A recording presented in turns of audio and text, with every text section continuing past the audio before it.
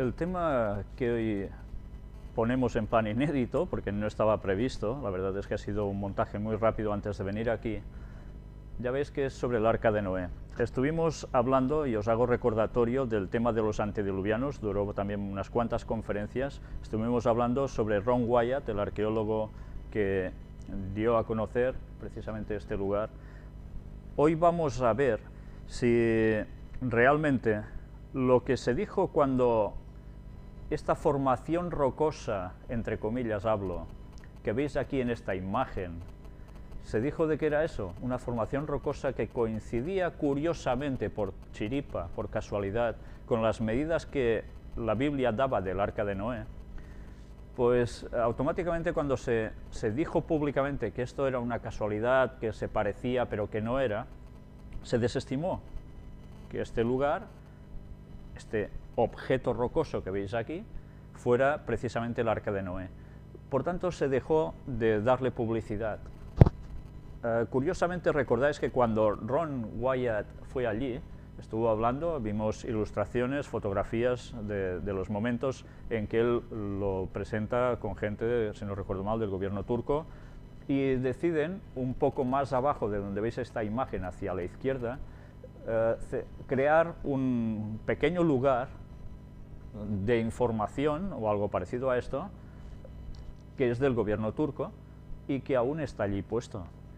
Pues bien, lo que vais a ver ahora es un poco una serie de instantáneas, porque después os voy a comentar algo cuando terminemos de ver lo que estas imágenes nos van a mostrar. Vamos a empezar pasando un vídeo. Es un vídeo extraído de un documental de Odisea, donde hace referencia al Arca de Noé. Bien, en este vídeo veréis que empieza con unos aviadores, donde se hace un relato, así un poco ateatrado, de cómo fue el momento en que unos aviadores se encuentran precisamente esta formación rocosa, y no es el aviador ruso de hace muchísimos años atrás, que fue el primero que lo halló, sino años posteriores, si no recuerdo mal, durante la Segunda Guerra Mundial. Vais a ver cómo nosotros vamos a sacar solo unas pocas instantáneas de este documental, unos pocos minutos, pero el documental, si lo siguieseis viendo, sí que tiene imágenes muy nítidas, muy buenas, pero terminan diciendo de que el diluvio no fue universal, que fue un cataclismo local, porque un mar se rompió una de sus paredes y bajó el agua, y en fin, todo quedó muy localizado, pero ya está.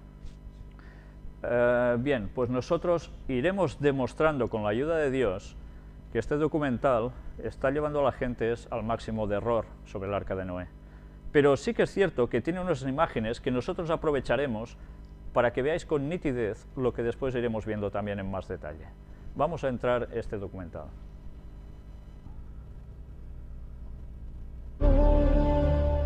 El Arca de Noé.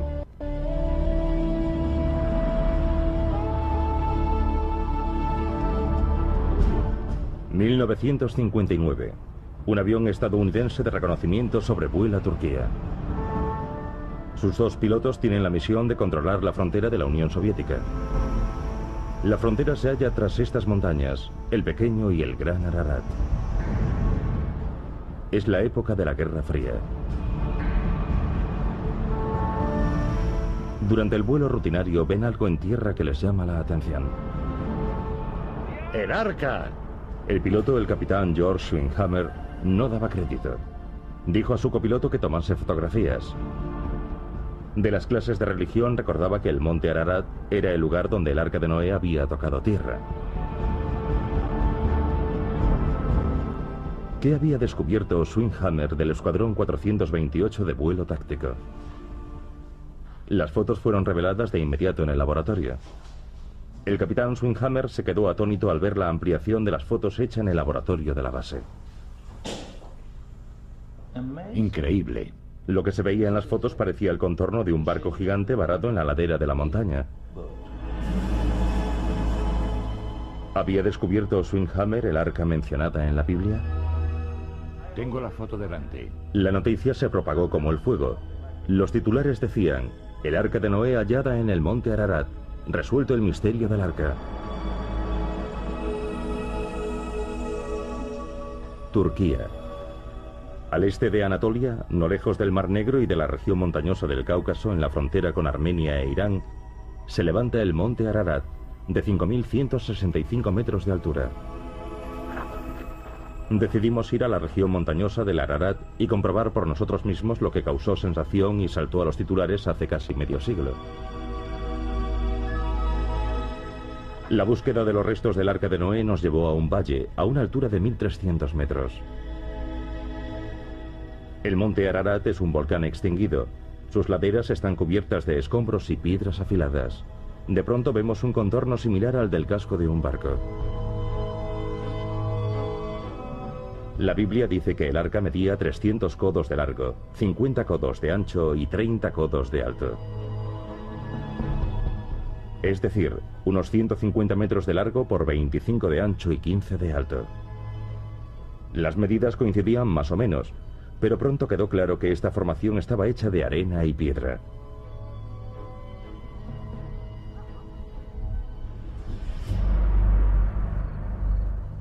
Él supo un capricho de la naturaleza. Bien, ya habéis visto solo unos breves momentos de este documental. Yo me equivocaba, hacen referencia al año 1959. Y como os he dicho anteriormente, hubo un piloto ruso que bastantes años atrás también había localizado lo mismo. Habéis visto que presentan la imagen prácticamente desde el mismo lugar del arca, una imagen muy nítida, muy buena, pero que cuando llegaron dijeron: sencillamente es una formación de roca y arena y ya está. Es curioso ver cómo por procedimiento científico tan impresionante se consigue decir de que eso es roca, arena y se acabó. Bueno, lo digo, me entenderéis irónicamente, ¿verdad? Para demostrar eso haría falta quizás haber cavado un poco, ¿no? Pero claro, si uno mira solo lo que el paso de los años ha ido acumulando encima, claro, roca y arena y se acabó. Pues bien, nosotros vamos a hacer una serie de vistas aproximadas también por satélite, esto lo podéis hacer todos, de dónde está ubicada, aquí lo tenéis.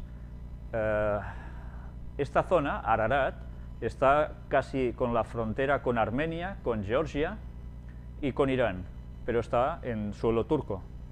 Está en un lugar, desde luego, muy estratégico, y por eso durante tantos años, cuando Georgia pertenecía también como República Soviética, no se dejaba acercarse a esa zona porque precisamente en la parte rusa había una base de misiles y claro, evidentemente se temía que pudiese ser espionaje. Ahora vamos a hacer esa aproximación, es con el satélite, lo podéis hacer desde vuestras casas, vais viendo cómo se va acercando, veis el paraje, nos vamos acercando más, ya estáis viendo en el centro de las imágenes la formación rocosa casual, entre comillas, seguimos avanzando más, ya veis que no está muy lejos de un pequeño poblado. Arriba, si estáis mirando la imagen en el centro, donde está la formación esta extraña, rocosa que dicen, si veis un poco más arriba de la imagen a la izquierda, hay este pequeño centro que se erigió precisamente con lo de Ron Wyatt por el gobierno turco. Avanzamos más, ya veis dónde está perfectamente ubicado esto,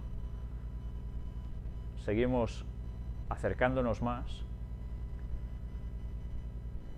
y aquí tenéis un mapa de cómo es la situación con las fronteras y demás.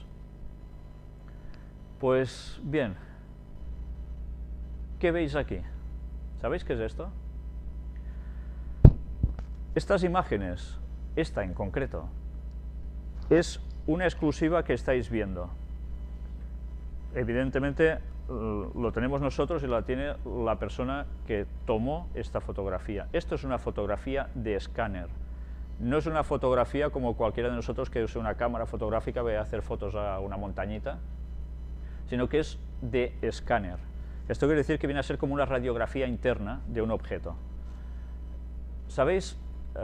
Hay unas personas, un grupo de personas que incluso fueron entrevistadas por el pastor David Gates, que ya lo conocéis, que nosotros también estuvimos con él hablando y nos hizo una filmación para nosotros de unas declaraciones suyas cuando estábamos presentando el tema de los antediluvianos sobre Ron Wyatt.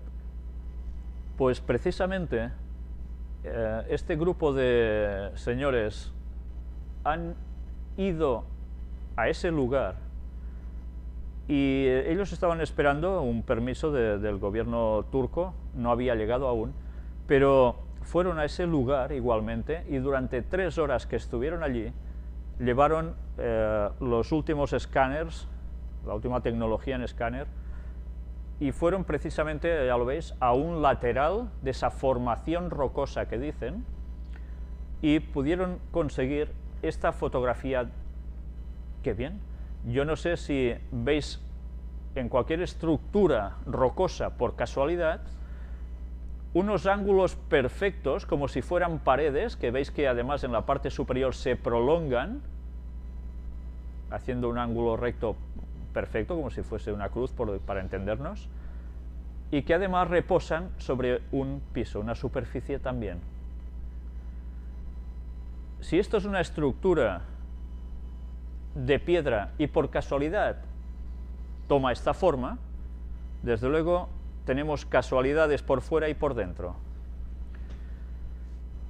¿Sabéis? Estos señores van a volver, si Dios quiere, en la primavera que viene a este lugar, y si Dios quiere, nosotros vamos a participar de esta expedición.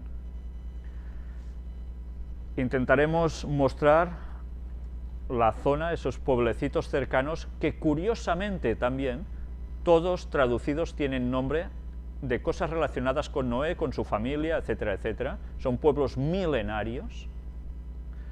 Y si Dios quiere, estaremos en esas excavaciones, al menos durante unos días, para transmitir, si puede ser también en directo desde allí, lo que se estará haciendo.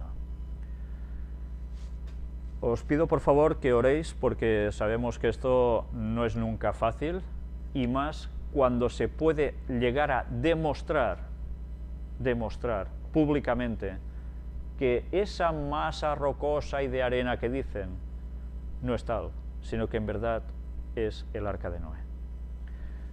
En el momento en que todo esto salga a la luz, ¿os dais cuenta de la reacción de la gente? ¿Cuál va a ser? Hay cristianos que creen en el Arca de Noé, creen en el relato del diluvio literalmente, tal cual. Hay cristianos que eso no le hace falta ver para creer.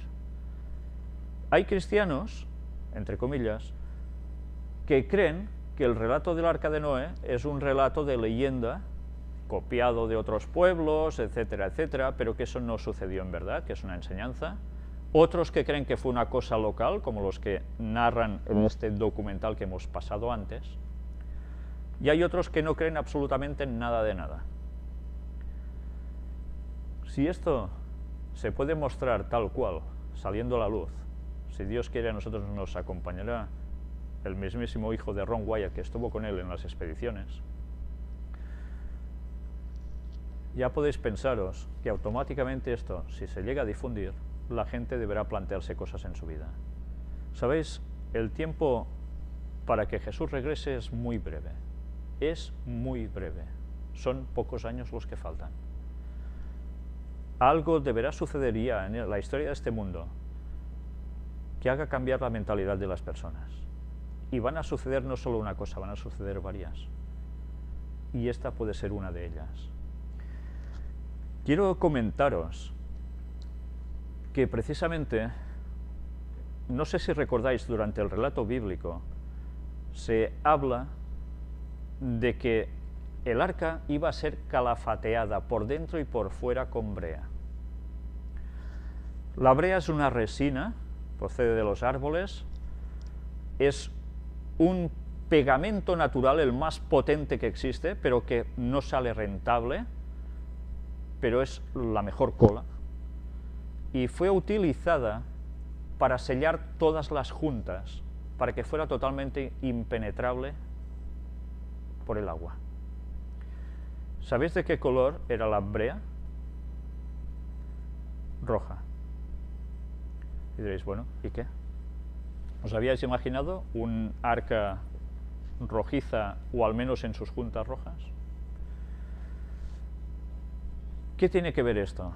¿Sabéis? Hay algo que a mí me marcó mucho cuando estuvimos en contacto con la familia Wyatt y allegados, especialmente cuando nosotros, antes de la entrevista con la familia Wyatt, estuvimos hablando con la señora Jaslyn, la compañera de trabajo de Ron Wyatt, que trabajaba con él en el hospital, en la clínica, y ella hizo mucho hincapié en la sangre de Jesús. Estuvimos hablando cómo Ron encontró muchas cosas, y entre ellas sangre de Jesús, que mucha gente dice eso es una locura, no puede ser, etcétera, etcétera. Todo llegará en su momento, si Dios quiere, todo saldrá a la luz. Pero el significado del arca, con ese color rojizo, era una simbología de la sangre que también debía caer sobre el propiciatorio y que se derramó en la cruz por Cristo.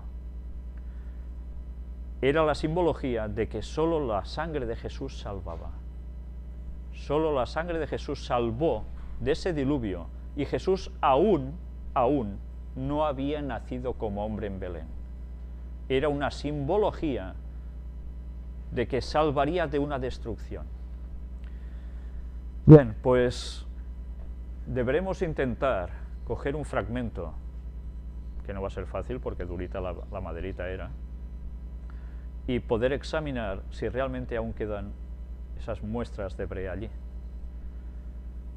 Una formación rocosa con brea difícilmente se va a encontrar, ¿verdad? Pues bien, esa puede ser una gran prueba, y eso deberemos buscar, si aún después de tantos años se puede llegar a comprobar. Sea como fuere, cuando veis aquí la escala, cómo está puesto todo, uno se da cuenta que una montaña, por casualidad, por dentro no va a ser así. Son demasiadas casualidades. Quizás estamos a las puertas de poder mostrar al mundo dentro de unos meses que la historia del diluvio no fue ninguna tontería y que es una advertencia para lo que viene dentro de muy pocos años. El mundo no va a ser destruido más por agua, aunque hayamos visto huracanes y tifones y tsunamis. El mundo va a ser destruido por fuego en la segunda venida de Jesús. Y solo habrá salvación por la sangre de Jesús, por quien haya aceptado a Cristo como su Salvador, como Noé había aceptado, creyendo en que sería salvo. Pues bien, esta era la pequeña parte que quería deciros, pero que, si Dios quiere, este tema nos va a llevar a otro que para nada puede dejar a nadie totalmente indiferente. Si el diluvio fue una salvación para unos creyentes, hubo unas pruebas de que eso iba a suceder y hubo unos años que se sabían que iban a pasar hasta que llegara ese diluvio. ¿Sabemos algo de cuándo será el retorno de Jesús? ¿Podemos aprender algo de los relatos bíblicos del pasado para saber eso? Bien, de momento os dejo con la incógnita. Quiero que todos vosotros tengáis presente que la Biblia está para estudiarla en los escritos del Espíritu de Profecía de Ellen White también. Y orad mucho, oremos mucho y estudiemos mucho la palabra de Dios, porque vamos a encontrar cosas que nos van a sorprender y que van a cambiar el panorama mundial en muy pocos años. Y también, cómo no, nuestro propio sentir respecto a la segunda venida de Jesús. Pero bien, nosotros ahora aparcamos el tema aquí Por favor, orad para que todo esto pueda ser llevado a cabo, porque esto no es cosa de poca monta, es algo realmente importante. Y ahora vamos a entrar, en unos pocos minutos, no podremos hacer mucho más hoy, en el tema de las puertas dimensionales, la parte ya número 25. Y vamos a ver unas noticias relacionadas con todo lo que hemos ido mostrando hasta ahora. Mujer dice haber ascendido al cielo después de ser apuñalada por su marido.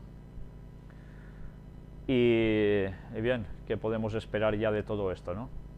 Ya sabéis que una vez más, experiencias de este tipo que nosotros estuvimos mostrando, aún hay noticias que van saliendo al respecto, ¿no? Y vamos a ver incluso, bueno, aquí si queréis leeroslo, bueno, una vez más de lo mismo. Fijaros, dice la voz me dijo, cálmate, te voy a dar la oportunidad de vivir y ser mi hija, pero antes de volver quiero mostrarle el paraíso y el infierno. En el cielo todo es hermoso, dice Gulia. Todo el mundo estaba feliz y que no tenían ninguna razón para ser infeliz. Tenía muchas ganas de quedarme, pero después fuimos al infierno. ¡Qué horror! La gente estaba horriblemente quemada. El ambiente era insoportable. Tan fuerte es la sed en el infierno que todo el cuerpo lo siente. Danos agua, gritaba la gente, pero no había agua para darles. Para saciar su sed pusieron piedras en su boca, pero no pudieron satisfacer su sed. Dios dijo, no hay agua aquí. Entonces el Señor me hizo sentir sed de tal manera que no sabemos en la tierra. Luego regresé a la tierra y volví al cuerpo y volvió a la vida, dice Gulia. De repente Gulia sintió sus manos, sus pies y volvió su voz. Ella se quitó el equipo de su boca y gritó a las enfermeras por agua. Estoy saludable, decía ella. Los médicos no creían lo que veían. Su hígado estaba completamente sano. Gulia llamó a Simeón y Fay para que vinieran a su casa. Aunque Gulia quería hablar de Cristo, estaba preocupada de convertirse en una cristiana, pero una noche ella le entregó su corazón a Jesús. Esa misma noche soñaba con repartir el Nuevo Testamento a la gente. Diréis, esto no puede ser del diablo. Esta señora es sanada milagrosamente. Ha visto lo que ha visto y además es preocupada para convertirse en cristiana y venga, se pondrá a repartir Nuevos Testamentos. Claro, qué bien engaña el diablo, ¿eh? Si se pusiese a repartir Biblias satánicas, evidentemente, todo el mundo diría, uy, qué mal rollo. Qué forma de colar mejor que meter parte buena dentro de una cuestión tan nefasta. Dile a esta señora que no ha visto el infierno de verdad. Dile a esta señora que no ha visto el paraíso de verdad. ¿Qué te va a decir? Yo he sido sanada. Ya veis cómo el diablo no se está quieto. Somos nosotros que seguimos perdiendo el tiempo. Él sabe el tiempo que le queda. Hombre asegura que estando en coma, Dios le habló y salvó su vida. Después de un atentado contra su vida, recibió 3 balazos y estuvo un mes en coma. Asegura que murió y vio a Dios en sueños. Quien habló con él le dijo que estaba sin vida. O sea, que él estaba muerto de verdad. Estas afirmaciones las mencionó como parte de su testimonio que dio en la iglesia cristiana Shalom en Colombia. En fin, más de lo mismo.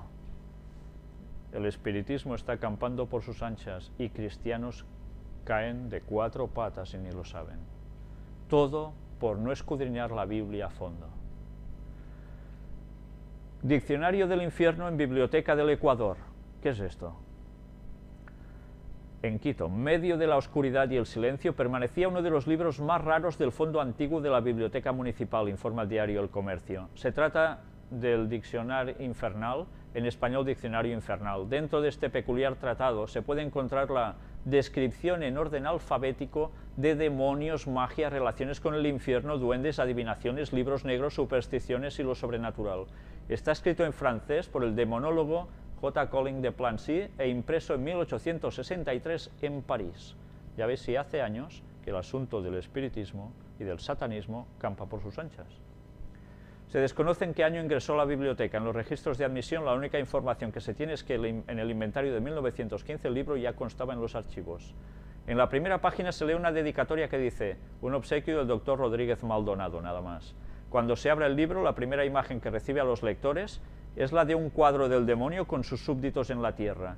Ellos acechan a los seres humanos. En el centro está sentado el rey Satanás, con patas de cabra y cuernos, tal como lo representa la religión católica.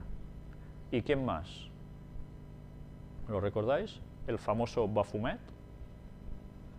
Pues bien, más de lo mismo. Todo siempre ligado a lo de siempre.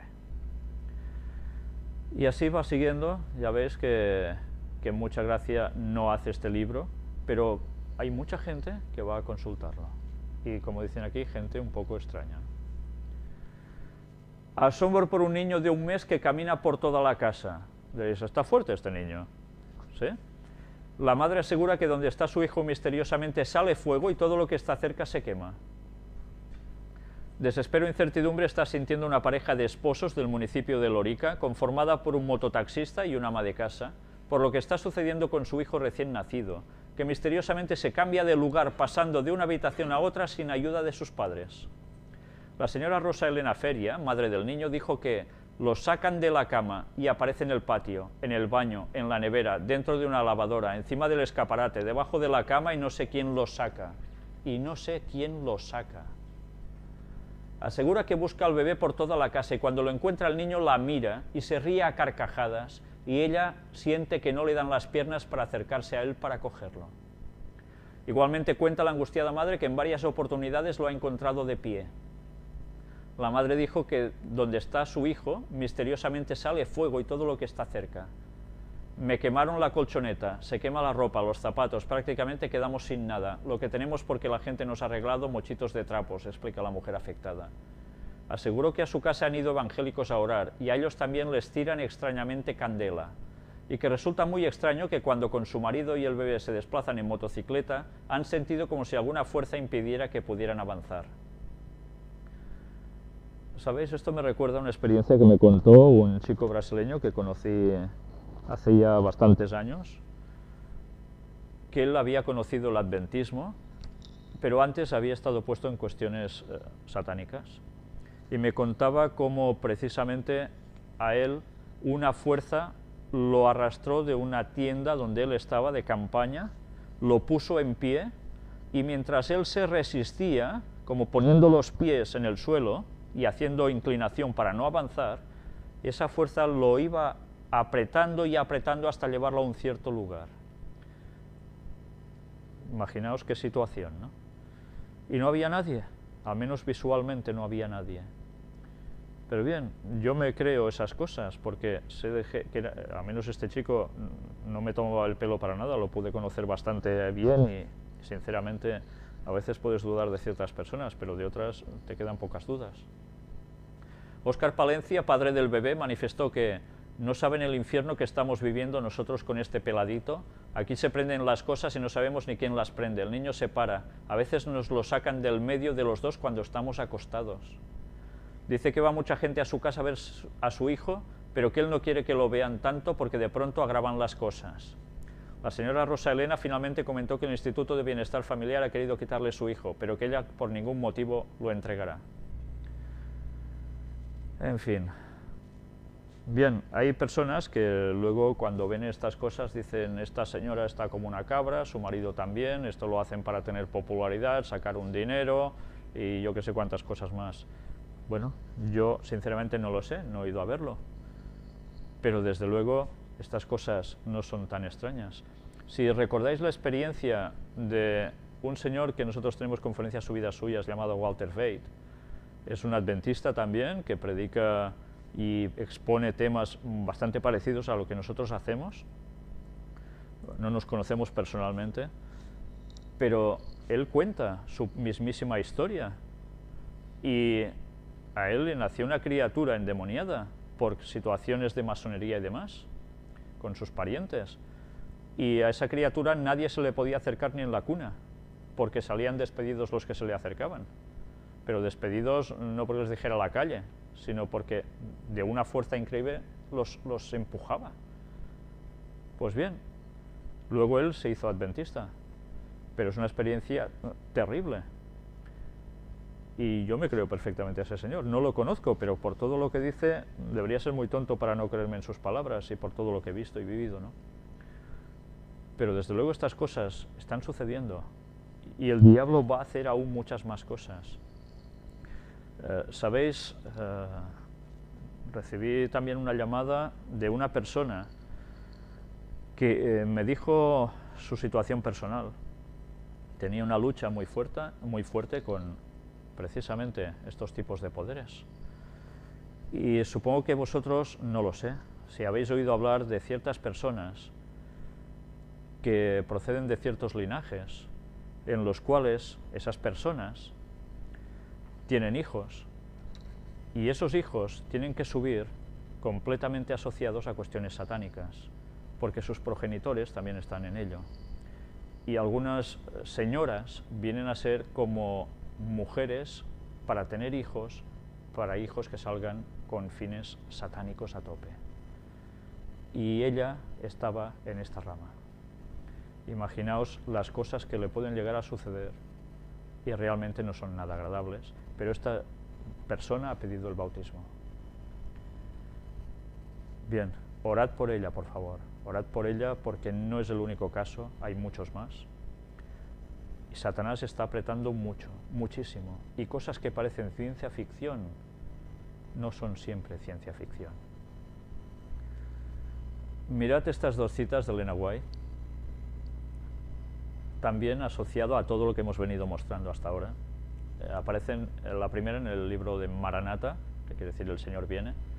Deidades paganas manifestarán su notable poder y se exhibirán a sí mismas ante las ciudades del mundo. Y esta situación ya ha comenzado a cumplirse. Estas cosas que sucedieron ya en la antigüedad, de deidades paganas manifestándose con poder, ya sabéis que lo vimos por textos bíblicos y por citas de Elena White, que eran demonios simulando ser gente que venía de otros lugares del espacio. Y esto se va a repetir. ¿Y qué va a hacer con la mentalidad de la gente? Pues ya os lo podéis imaginar, va a ser trastornada totalmente y la gente empezará a creer sí o sí. Lo curioso del caso es que hay que plantearse, ¿creerán a la verdad o creerán al engaño que se les envía? Otra cita del libro del conflicto de los siglos nos dice: solo los que hayan estudiado diligentemente las Escrituras y hayan recibido el amor de la verdad en sus corazones serán protegidos de los poderosos engaños que cautivarán al mundo. Merced al testimonio bíblico, descubrirán al engañador bajo su disfraz. El tiempo de prueba llegará para todos. Por medio de la criba de la tentación, se reconocerá a los verdaderos cristianos. ¿Se sienten los hijos de Dios actualmente bastante firmes en la palabra divina para no ceder al testimonio de sus sentidos? ¿Se atendrán ellos en semejante crisis a la Biblia y a la Biblia sola? Los sentidos. Elena White nos estaba avisando, nosotros lo hemos venido mostrando en estas conferencias. Satanás trabaja a través de los sentidos, como Dios también, pero Satanás de un modo tremendo. Y a tal punto que nuestros sentidos no nos van a servir para nada para discernir la verdad del error. Solo el conocimiento claro, rotundo de la palabra de Dios nos podrá hacer marcar la diferencia entre lo que proviene de Dios y lo que no. Porque la mayor parte de gente, por rechazar el conocimiento bíblico, diciendo de que eso, estos son tonterías, estos son solo enseñanzas que quieren decir pero que no son fidedignas. No. La Biblia es la Biblia y está escrita y Dios la ha aguantado hasta nosotros para que sepamos con claridad discernir la verdad del error. Y ni se pudo llegar a suprimir la Biblia quemándose en la Edad Media, ni se puede suprimir ahora, aunque le cambien palabras y sentidos en las nuevas versiones, porque realmente la Biblia hasta el final seguirá. Llegará un punto en que no la podremos tener con nosotros, solo la deberemos tener en nuestra cabeza y el Espíritu Santo nos recordará esos textos, porque la situación se va a complicar y mucho. Pero como despreciemos algo de la Biblia, no va a haber niño bonito que no caiga en el error satánico, por más que ahora se crea que a mí no me pasará. Una noticia que os podía haber puesto precisamente en el apartado de noticias anterior a este tema, pero que os la pongo aquí, porque nos habla del Señor de los Milagros, rostro de un pueblo, los protagonistas de una antigua devoción que se recuerda hoy, y está hablando de Perú. nos dice, otro protagonista es el célebre jesuita Padre Francisco del Castillo, quien durante el temblor de 1655 salió del colegio de San Pablo de la Compañía hasta la Plaza Mayor, exhortando a todos al arrepentimiento, repitiendo con los brazos extendidos, Lima, Lima, tus pecados son tu ruina. Sabemos que un año antes, en 1654, el padre del Castillo había sido designado como lector de latín y obrero de negros y españoles. La misma tarde del temblor, fue a prestar auxilio a los necesitados y al pasar por la catedral comenzó a seguirle la gente, conocedora de su santidad y valimento ante Dios. El padre aprovechó la ocasión para predicarles. Hubo un terremoto, pero hubo algo que no quedó dañado. El día siguiente, domingo, como continuasen los temblores, se condujo en procesión desde la capilla de Nuestra Señora de los Desamparados hasta la catedral la imagen de Cristo crucificado, que fue acompañada por unas 10.000 personas. La noticia de varios hechos milagrosos atribuidos a la imagen mural atrajo el interés del público y la imagen comenzó a ser conocida como el Señor de los Milagros. Todo se fue a la quiebra, pero esta imagen quedó intacta en ese mural. A partir de allí, pues, ¿qué empiezan a hacer? Procesiones. Sebastián de Antuñano, nos va relatando gente que va cuidando de ese lugar, es el siguiente destacado mayordomo y benefactor. En 1684, Antuñano se había dirigido a la ermita del Señor de los Milagros, y mientras contemplaba la santa efigie, había sentido, mirad los sentidos, había sentido una voz interior que le susurraba claramente, Sebastián, ven a hacerme compañía y a cuidar del esplendor de mi culto. Puesto de rodillas ante la imagen, le había ofrecido un servicio incondicional hasta la muerte. Terminadas las obras, un violento terremoto asoló la ciudad de Lima, Callao y las localidades vecinas, sembrándolos de muerte y ruinas, en la madrugada del 20 de octubre de 1687. Por la tarde de aquel día, Sebastián de Antuñano tuvo la idea de sacar en procesión un lienzo que era copia del Cristo del mural. Fue así que se inició la primera procesión de las tradicionales procesiones de octubre del Señor de los Milagros de las Nazarenas.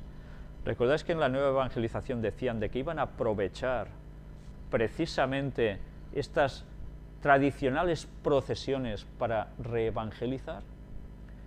Pues bien, si esto sucedió antaño, podemos esperar que ahora también sucedan estas cosas. Y a través de esto, la gente volverá a pegarse a los cultos paganos puestos dentro de la Iglesia Católica. Y adorando cosas y haciendo cosas y sintiendo cosas que no provienen de Dios, sino de Satanás. Este señor, ¿alguien le diría que lo que oía no venía de Dios? Seguramente no. Él lo creyó y él hizo lo que hizo. Y ya veis los resultados de la intervención del diablo en una sola persona.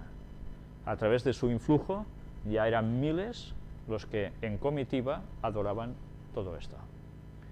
Ya veis cómo rápidamente a través de una persona se puede llegar a muchos más, tanto para el mal, pero también para el bien. O sea que allí debemos aprender nosotros también algo. ¿Yoga y Dios? ¿Puede ser el yoga una herramienta para acercarse a Dios? Las enseñanzas de Jung para muchos cristianos contradicen lo que afirman las Sagradas Escrituras, ya que el yoga es una antigua disciplina espiritual profundamente arraigada en la religión del hinduismo, en donde, con respecto a los cristianos, se tienen conceptos muy diferentes de Dios. Y aquí se nos habla precisamente, bueno, mirad un poco, ¿puede el yoga propiciar un encuentro con Dios? Según Winnie Young, fundadora de un Instituto Nacional de Yoga y profesora católica, afirma no solo que el yoga es una herramienta que sirve para conectarse con Dios, sino que además testifica que su constante práctica la ha ayudado personalmente a acercarse a Cristo. Según un artículo publicado en el diario Times en África del Sur, Winnie Young, de 96 años de edad, ha dedicado gran parte de su vida a enseñar yoga y su relación al cristianismo. Vamos, como si la tuviera, ¿no? En 1975, Jung fundó un Instituto Nacional de Yoga y comenzó a enseñar a sus estudiantes que las personas erróneamente piensan que el yoga es una religión, cuando en realidad es una herramienta que los puede ayudar a conectarse directamente con Dios. ¿El yoga y el cristianismo son compatibles? Las enseñanzas de Jung para muchos cristianos contradicen lo que afirman las Sagradas Escrituras, ya que el yoga es una antigua disciplina espiritual profundamente arraigada en la religión del hinduismo, en donde con respecto a los cristianos se tienen conceptos muy diferentes de Dios. En el libro de Watchman Expositor, el término yoga, según la tradición, yoga significa unión, la unión del jiva, el yo transitorio, finito con el Brahman, yo eterno, infinito. El término Brahman suele usarse para el concepto hindú de Dios o realidad última, que para ellos es una sustancia impersonal y divina que permea, envuelve y subyace todo. Esta doctrina se denomina panteísmo y difiere marcadamente del teísmo del cristianismo bíblico, ya que en la Biblia Dios se revela como el creador personal del universo. Por tanto, Dios es el creador y el universo su creación. Y está muy bien expuesto así. Pero ya veis incluso la palabra yoga que nos lleva a esa unión. ¿Unión con qué? ¿Con Dios? Pues no, no es unión con Dios. Otra de las diferencias más notables entre el yoga y el cristianismo tiene que ver con sus visiones del hombre. Dado que la filosofía yoga enseña que todo es Dios, se deduce necesariamente que el hombre también es Dios. Sin embargo, para los cristianos hay una clara distinción entre Dios y el hombre, en donde Dios es el creador y el hombre una de sus criaturas. Y bien, si seguimos un poco más abajo, nos dice, según el erudito de yoga Hans Rieker, el Kundalini, el poder de la serpiente enroscada, ya solo diciendo serpiente enroscada ya ves por dónde va el asunto, bíblicamente, ¿verdad? Es el fundamento de todas las prácticas del yoga, como una clave para lograr la condición divina. Si la serpiente bíblicamente es Satanás, como simbolismo, ¿qué podemos esperar entonces de esto? Y tomando como base este pensamiento, algunos cristianos piensan que no se debe practicar el yoga, puesto que no es casualidad que la serpiente enroscada del yoga prometa alcanzar la misma divinidad que prometió la serpiente antigua, la cual engaña al mundo entero, según Apocalipsis 12:9. La misma que en el Edén dijo a Adán y a Eva que al comer de la fruta prohibida serían como Dios. En una conferencia promovida por el Ministerio de Resurgence, el pastor Liev Moy hablaba acerca del panteísmo, y una de las personas que se encontraba en el público le preguntó si ¿puede el cristiano hacer yoga? La respuesta de Moy fue la siguiente: si el cristiano lo hace solo por ejercicio, sin pensar en la espiritualidad que se busca en el yoga, es permitido. O sea, que ni se piensa en eso. Con respecto a esta misma pregunta, pero en otra ocasión, el Dr. John MacArthur de Grace Community Church expresó: si un cristiano siente que su fe es lo suficientemente fuerte, probablemente el yoga no tendrá ningún impacto en su fe. Pero la pregunta que debemos hacernos es, ¿por qué los cristianos quieren usar expresiones de una falsa religión como el panteísmo, donde Dios lo es todo y todo es Dios? Enfatizó MacArthur, quien recomienda que los cristianos no tienen que colocarse en una posición rara o vaciar su mente para tratar de liberarse del estrés, sino que deben leer la palabra de Dios para encontrar la paz que necesitan. Y la oración, por supuesto, con Dios. Desde luego no es nada recomendable hacer nada de yoga, porque todo está basado precisamente en estas técnicas para adorar a Satanás y sin saberlo. Insólito, enseñan yoga santo en una iglesia en Estados Unidos. Ya veis, ahora hay hasta yoga santo. Y así se van colando las artimañas de Satanás del modo más fantástico entre iglesias cristianas, abrazando todas las cosas que provienen del diablo, y no pasa nada. No pasa nada, seguro. Pues bien, aquí tenéis fotografías de lo típico de yoga. Tienen gimnasios en sus iglesias donde no solo hacen ya ahora pesas y demás, sino que también practican todas estas cosas. Y nosotros vamos a seguir leyendo algunas citas de Ellen White, que nos sigue tratando del tema donde lo dejamos la anterior vez,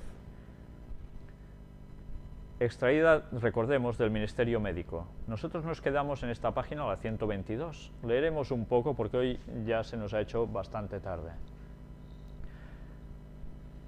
Haced sonar la alarma, ministros y médicos. Haced una apelación al pueblo de Dios para que sea leal y fiel. Estad en guardia. Recordad que mientras cooperéis con Dios, tendréis como ayudadores a los ángeles excelsos en fortaleza. Si alguna vez tenéis problemas de alguna cuestión espiritual, recordad, los ángeles excelsos en fortaleza están para ayudarnos. Y os aseguro que desde luego actúan. No aceptéis las teorías presentadas por los que no están de pie sobre el verdadero fundamento, los que están fascinados con aquello cuyo verdadero significado no conocen. Ya veis, hay personas que creen que tienen verdaderos fundamentos y en verdad no conocen el significado de lo verdadero, ni de lo que están haciendo. Despertad, mis hermanos, despertad y levantad la señal de peligro, sonad la alarma, que nadie os persuada a aceptar teorías opuestas a las verdades de la palabra de Dios. Los siervos de Dios tienen un solemne mensaje que llevar a este mundo caído y maldecido por el pecado. Deben levantar en alto el estandarte en el cual están inscritas las palabras, los mandamientos de Dios y la fe de Jesús. Que nadie enseñe cosas que el Redentor, el dueño del hombre, de su cuerpo, alma y espíritu, no ha enseñado. Mirad si es importante conocer las verdades de las doctrinas bíblicas. No lo que pensamos que, sino lo que realmente es. No necesitamos ninguna enseñanza fantasiosa referente a la personalidad de Dios. Interesante, ¿verdad? Lo que Dios desea que sepamos de Él está revelado en su palabra y en sus obras. Las cosas hermosas de la naturaleza reflejan su carácter y su poder como creador. Son su regalo a la raza humana para mostrar su poder y demostrar que Él es un Dios de amor. Pero nadie está autorizado a decir que Dios mismo en persona está en una flor, en una hoja o en un árbol. Estas cosas son la creación de Dios y revelan su amor a la raza humana. Pero evidentemente no son Dios. Eso es panteísmo. Pero tomar las obras de Dios y considerarlas como personificaciones de Él es una representación temeraria y equivocada de Dios. Fui llamada al comienzo de mis labores para enfrentar esta clase de representación, cuando en mi juventud el Señor me comisionó para ir y proclamar lo que Él me había ordenado proclamar. Era jovencilla entonces, Y mientras el Señor me dirija, debo ahora hacer lo que pueda para contrarrestar toda esa enseñanza y las teorías que llevan a tales conceptos. Los que abrazan estas teorías no saben a dónde se encaminan. Lo que necesitamos con más urgencia es un conocimiento experimental de Dios, como está revelado en su palabra. Tal conocimiento nos capacitaría para ver nuestra imperfección de carácter y nuestra ignorancia respecto a nuestro Señor y Salvador Jesucristo. Los talentos y conjeturas humanos han tratado de descubrir a Dios por medio de la investigación. Muchos han recorrido esta senda. El intelecto más alto puede utilizar su máxima capacidad en la elaboración de conjeturas referentes a Dios hasta que se desgaste. Pero el esfuerzo será inútil y permanecerá el hecho de que el hombre no puede encontrar a Dios por medio de la investigación.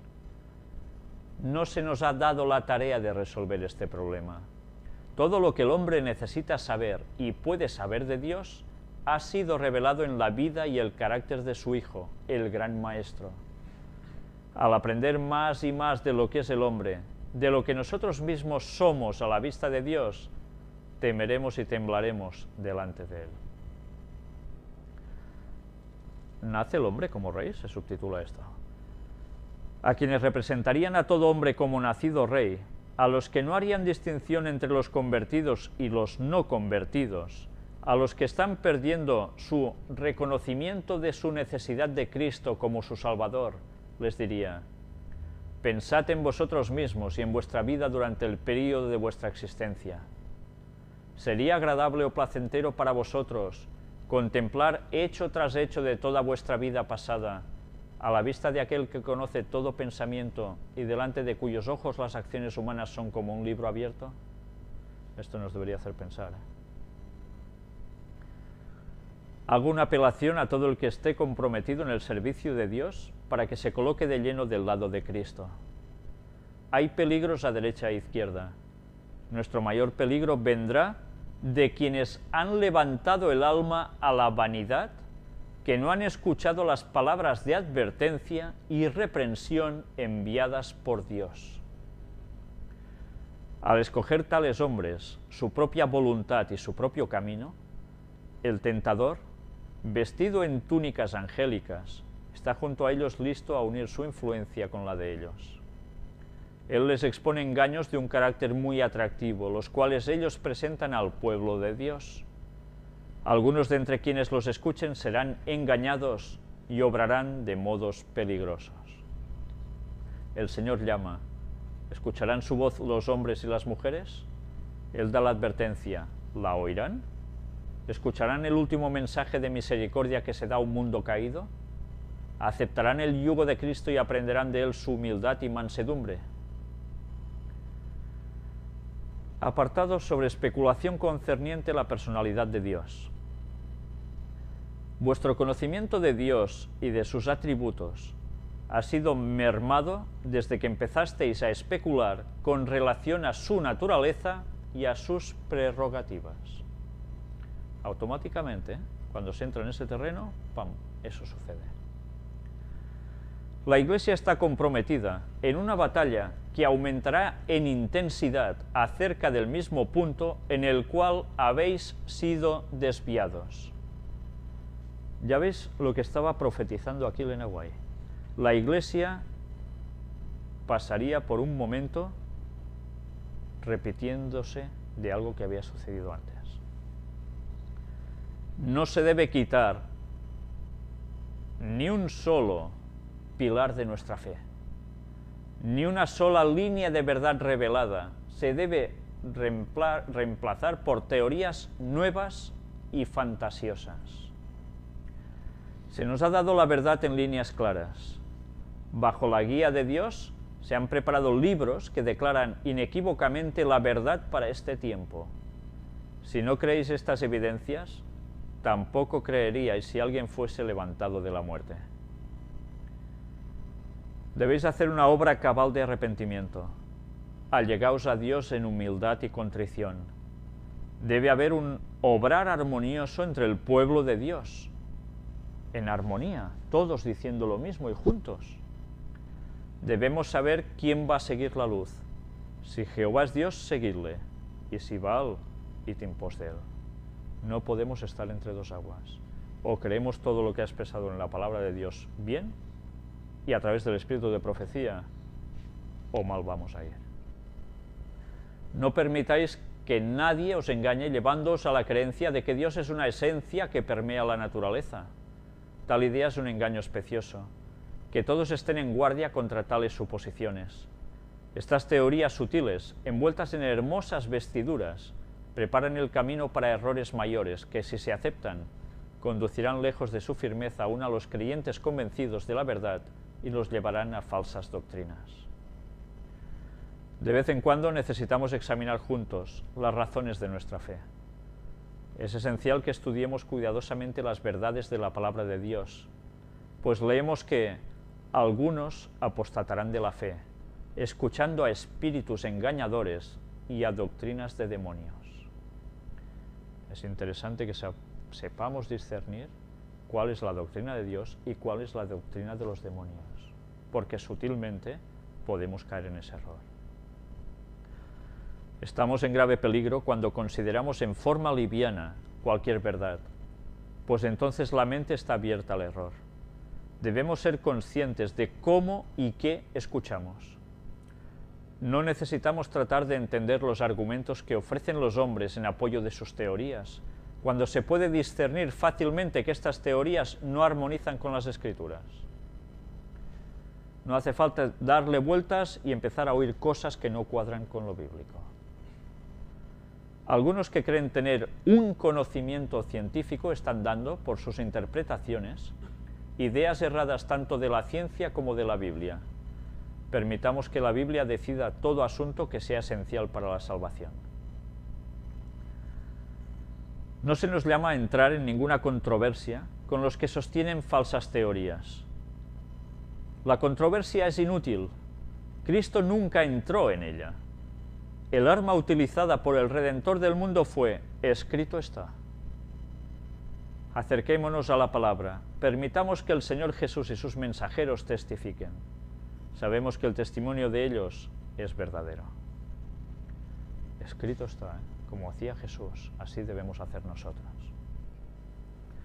Cristo está por encima de todas las obras de su creación. Él guió al pueblo de Israel en la columna de fuego, mientras sus ojos veían el pasado, el presente y el futuro. Él debe ser reconocido y honrado por todos los que aman a Dios. Sus mandamientos deben ser reverenciados, amados y obedecidos. Deben ser el poder controlador en la vida de su pueblo. El tentador viene con la insinuación de que Cristo ha mudado su sitial de honor y poder a una región desconocida y que la humanidad ya no necesita molestarse en exaltar su carácter y obedecer su ley. Los seres humanos deben ser la ley para ellos mismos, declara él. Las sofisterías que él introduce rebajan al Señor y lo dejan en el polvo. La restricción y el control moral en la familia humana son destruidos. La restricción sobre el vicio se hace cada vez más y más débil. El mundo no ama ni teme a Dios. Y los que no aman ni temen a Dios pronto pierden todo sentido de obligación recíproca hacia su prójimo. Están sin Dios y sin esperanza en el mundo. Ni una hebra de panteísmo. De Cristo irradia toda la verdad. Aparte de Cristo, la ciencia es engañosa y la filosofía es necedad. Los que se han separado del Salvador impulsarán teorías que se originan en el astuto enemigo. La vida de Cristo sobresale como el contraste de toda falsa ciencia, de toda teoría errónea y de todo método equivocado. Se levantarán impostores con teorías sin fundamento en la palabra de Dios. Debemos levantar en alto el estandarte que lleva la inscripción, los mandamientos de Dios y la fe de Jesús. Debemos retener firme nuestra confianza desde el comienzo hasta el fin. Que ninguno trate de rebajar la verdad al mezclarla con sofisterías. Que ninguno intente derribar el fundamento de nuestra fe, ni rebajar la norma al incluir en la tela hebras de manufactura humana. Ni una hebra de panteísmo debe colocarse en el tejido.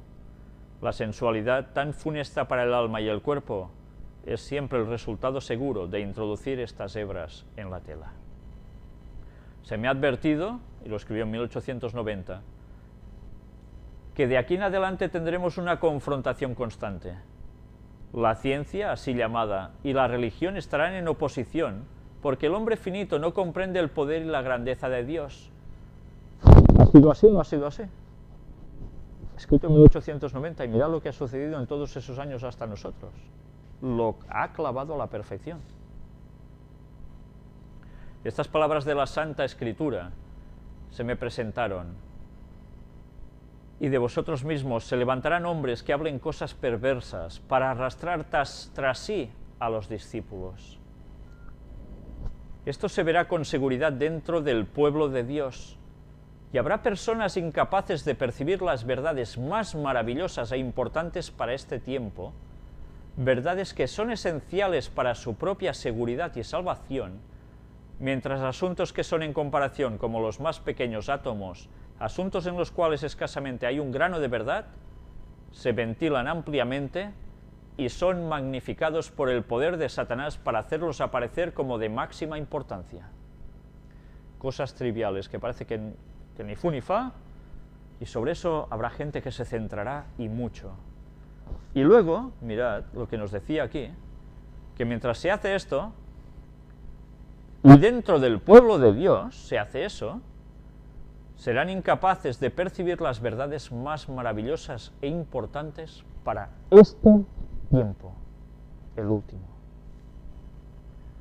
Apartarse de lo que no es correcto doctrinalmente en la Biblia va a hacer que algo que debemos saber para el tiempo final se nos pase por alto e incluso sea rechazado.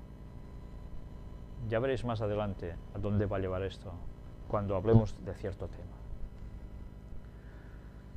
La visión moral de estos hombres es enfermiza. No sienten su necesidad de la unción celestial para poder discernir las cosas espirituales. Se consideran ellos mismos demasiado sabios para errar. son muy listos, ¿eh? Somos tan listos que nosotros errarnos sois vosotros, ¿sí? Las personas que no tienen una experiencia diaria en las cosas de Dios no se comportarán con sabiduría al relacionarse con las responsabilidades sagradas. Tomarán equivocadamente la luz como si fuera error, y al error especioso llamarán luz, cambiando fantasmas por realidades y realidades por fantasmas, llamando mundo a un átomo y átomo a un mundo. Caerán en los engaños y las fantasías que Satanás ha preparado como trampas escondidas para atrapar los pies de los que piensan que pueden caminar en su sabiduría humana sin la gracia especial de Cristo. Jesús busca hombres que no vean a hombres como árboles que caminan, sino que vean todas las cosas con claridad. Hay un solo remedio para el alma pecaminosa, y a menos que se reciba ese remedio, la gente aceptará un engaño tras otro hasta que se perviertan sus sentidos. No creer en las cosas correctas. Estáis viendo de cómo nos habla de la personalidad de Dios. ¿Quién es Dios? ¿Cómo es Dios? Etcétera, etcétera. Todo el capítulo va de eso. Y ya veis lo que nos dice si tenemos conceptos equivocados sobre la divinidad. Y vamos entrando de un error a otro sutilmente hasta que Satanás llegue a pervertir nuestros sentidos. En el momento en que pasa eso, la verdad y el error no serán discernibles. Se llamará luz a las tinieblas y tinieblas a la luz. Casi nada la advertencia que nos estaba diciendo. No se puede separar la moralidad de la religión. La tradición conservadora recibida de hombres educados y de escritos de grandes hombres del pasado no son en lo mínimo una guía segura para nosotros en estos últimos días, porque la gran batalla que está delante de nosotros es de tal naturaleza como el mundo nunca ha visto. Los hermanos que en el pasado no han hecho su parte en esta obra deben actuar con una precaución mucho mayor en relación a lo que aceptan y a lo que rechazan. Necesitan profundizar mucho más de lo que les permitiría su conocimiento espiritual limitado o de lo que sus hábitos y opiniones presentes los guiarían a hacer. Todo esto necesita ser reformado. Ni uno de nosotros está seguro, ni siquiera con la experiencia pasada en la obra, y ciertamente está menos seguro si no la ha tenido, a menos que viva como viendo al invisible. Todos estamos en peligro. Debemos actuar diariamente y hora tras hora guiados por los principios de la verdad bíblica, justicia, misericordia y el amor de Dios. El que desee tener poder moral e intelectual debe obtenerlo de la fuente divina. Debe inquirir en todo punto antes de tomar cada decisión. ¿Es este el camino del Señor?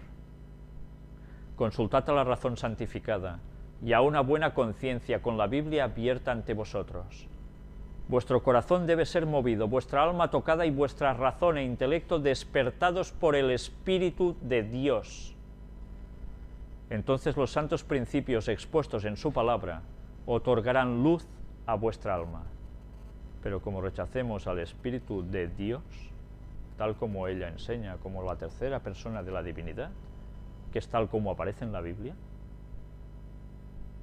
vamos a estar expuestos ¿a qué? A todo lo peor, al error.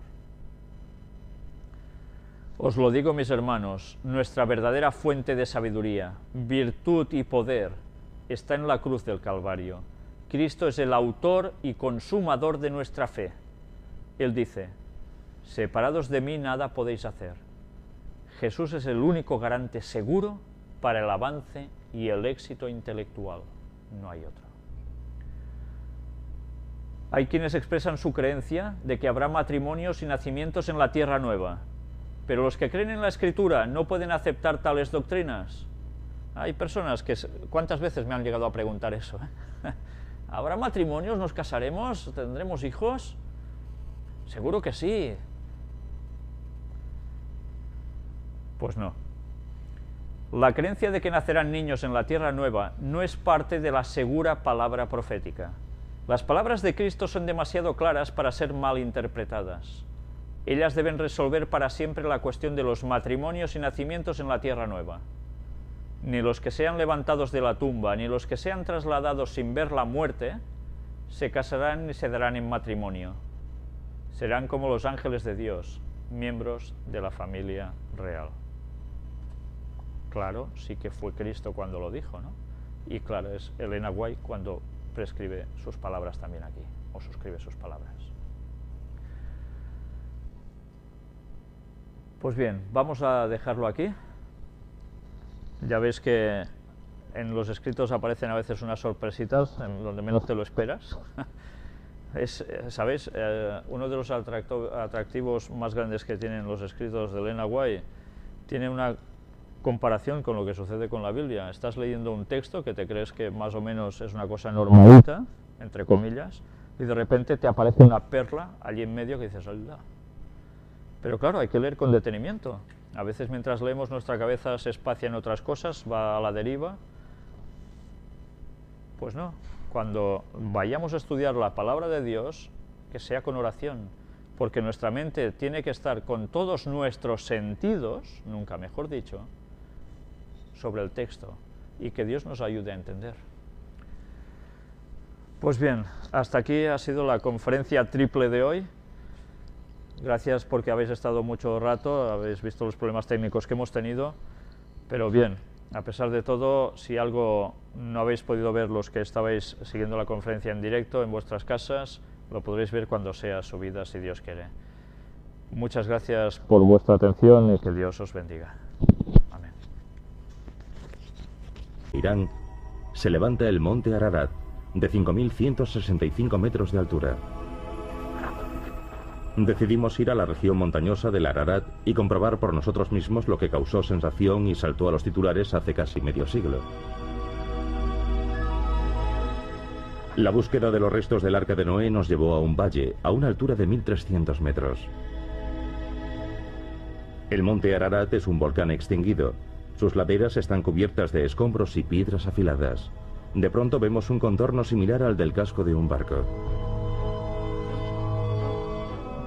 La Biblia dice que el arca medía 300 codos de largo, 50 codos de ancho y 30 codos de alto. Es decir, unos 150 metros de largo por 25 de ancho y 15 de alto. Las medidas coincidían más o menos, pero pronto quedó claro que esta formación estaba hecha de arena y piedra.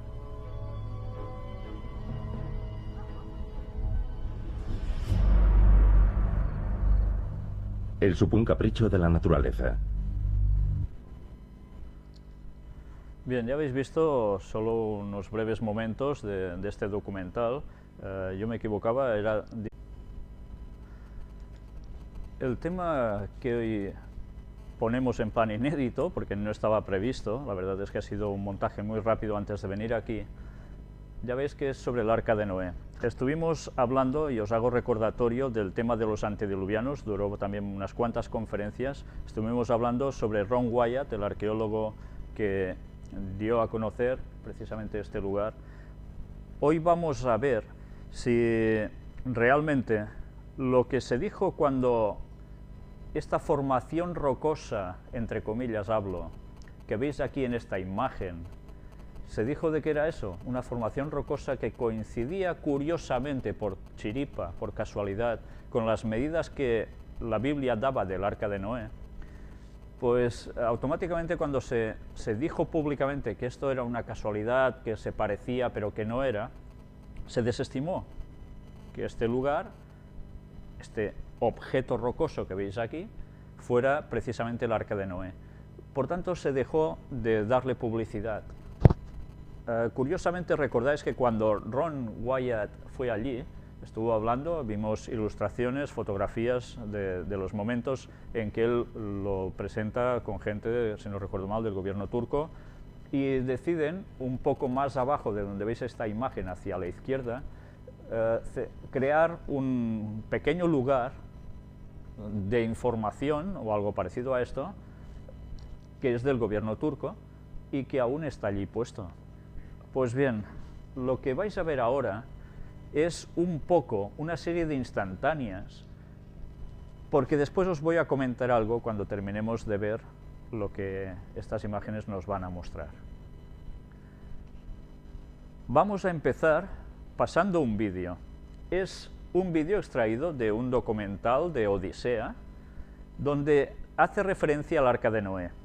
Bien, en este vídeo veréis que empieza con unos aviadores, donde se hace un relato, así un poco ateatrado, de cómo fue el momento en que unos aviadores se encuentran precisamente esta formación rocosa, y no es el aviador ruso de hace muchísimos años atrás, que fue el primero que lo halló, sino años posteriores, si no recuerdo mal, durante la Segunda Guerra Mundial.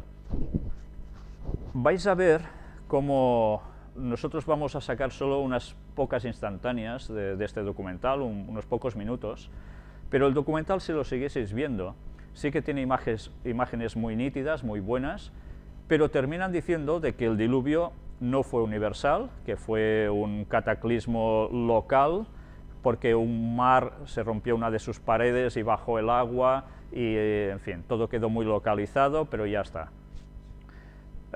Bien, pues nosotros iremos demostrando con la ayuda de Dios que este documental está llevando a la gente al máximo de error sobre el Arca de Noé. Pero sí que es cierto que tiene unas imágenes que nosotros aprovecharemos para que veáis con nitidez lo que después iremos viendo también en más detalle. Vamos a entrar en este documental.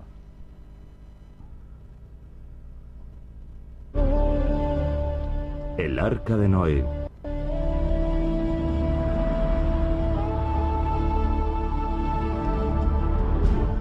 ...1959...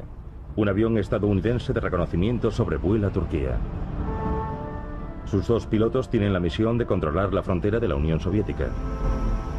La frontera se halla tras estas montañas, el Pequeño y el Gran Ararat. Es la época de la Guerra Fría. Durante el vuelo rutinario ven algo en tierra que les llama la atención. ¡El Arca! El piloto, el capitán George Schwinghammer, no daba crédito. Dijo a su copiloto que tomase fotografías. De las clases de religión recordaba que el monte Ararat era el lugar donde el Arca de Noé había tocado tierra. ¿Qué había descubierto Schwinghammer del Escuadrón 428 de vuelo táctico? Las fotos fueron reveladas de inmediato en el laboratorio. El capitán Schwinghammer se quedó atónito al ver la ampliación de las fotos hecha en el laboratorio de la base. Increíble. Lo que se veía en las fotos parecía el contorno de un barco gigante varado en la ladera de la montaña. ¿Había descubierto Schwinghammer el arca mencionada en la Biblia? Tengo la foto delante. La noticia se propagó como el fuego. Los titulares decían: el Arca de Noé hallada en el monte Ararat. Resuelto el misterio del arca. Turquía. Al este de Anatolia, no lejos del Mar Negro y de la región montañosa del Cáucaso, en la frontera con Armenia